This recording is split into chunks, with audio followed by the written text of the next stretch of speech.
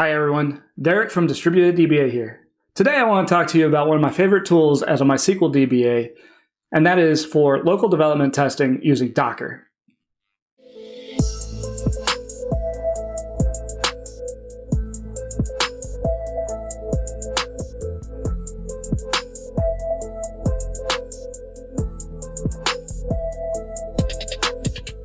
Okay, so imagine the scenario where you have a production change to make to your MySQL schema. Maybe you need to add a column. Where do you test that out first? In production? Well, probably not first there. For one thing, you've probably needed to test that your application works with the change, and you don't want to test that directly in production. So maybe you have a shared staging or dev environment, and you've tested it out that it works with your application there. Again, that's a pretty good place to do that. But I would argue that the very first change that you make needs to be outside of a shared environment, because you may end up breaking the environment for your coworkers, and that impacts their work. So I would recommend having a local test environment, and for many DBAs out there, they do have a local dev environment set up that mimics as close as possible their MySQL production environment. For decades, the way to do that has been virtualization. And virtualization comes with a lot of benefits. For one thing, it allows you to mimic the dependencies that you need and install that directly on the VM instead of directly on your laptop or desktop. So it's easier to maintain dependencies and to roll that out to other teammates that need to replicate that test environment. And the second thing it allows you to do is mimic the operating system. So if you're running a Windows or a Mac computer and you're not running that in production, maybe you're running Linux in production for your server, then you want to be able to mimic the actual operating system as close as possible. Unfortunately, virtualization comes with a lot of overhead. Overhead is come from two various places. First, each VM has their own resources defined. So whether that's CPU, memory, or disk, the VM is consuming a lot of resources from your local laptop. So it really limits the complexity of the environment that you can set up.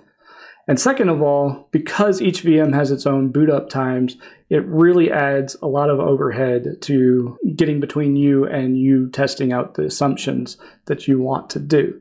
Then along comes a technology called Docker. And Docker is a technology that really is a wrapper around an old Linux concept called secrets.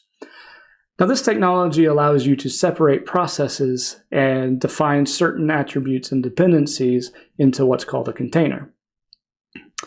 Now, the benefit is it does this without requiring you to add a whole separate OS layer. Each container can leverage the same OS, and it can share resources as well. So it comes with a lot less overhead than its predecessor, the virtualization technologies. So Docker allows you to reduce the overhead of the containers so that you can get more complicated environments in your test environment, as well as significantly reduces the boot up times, which we'll see in just a second. So it removes a lot of friction between you and your tests. So let's take a look. Using a wrapper for Docker called Docker Compose, we can easily define our architecture in terms of Docker containers.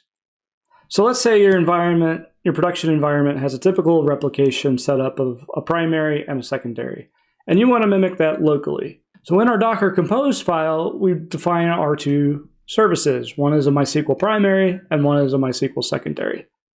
We give each service a name to make it easy to work with, and define the image that Docker is going to use. In this case, Oracle's MySQL 5.7 Docker image.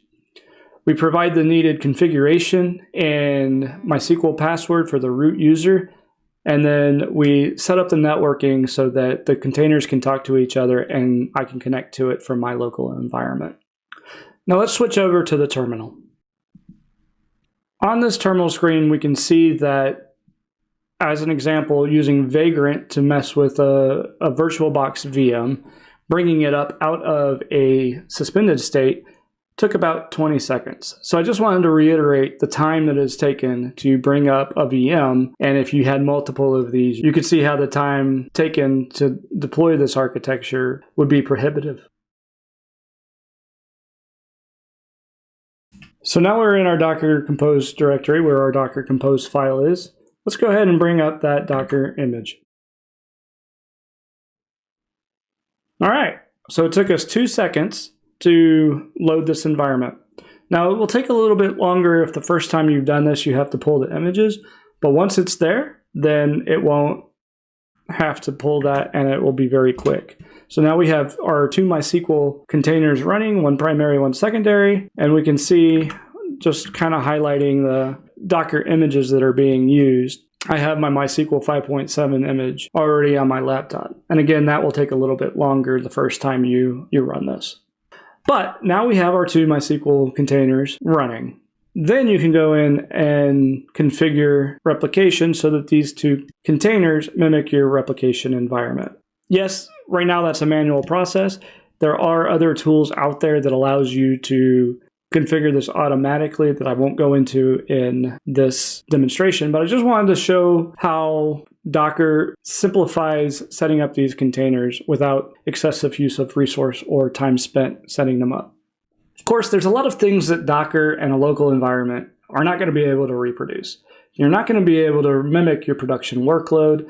You're still going to have to figure out the impacts of your changes in production, especially super critical and complex architectures that involve sharding. However, I still think that the increased confidence that you get from validating your assumptions, for testing out how things work, will save you a lot of heartache in the end. And so for that reason, I think that Docker is a fantastic tool for your MySQL DBA toolbox.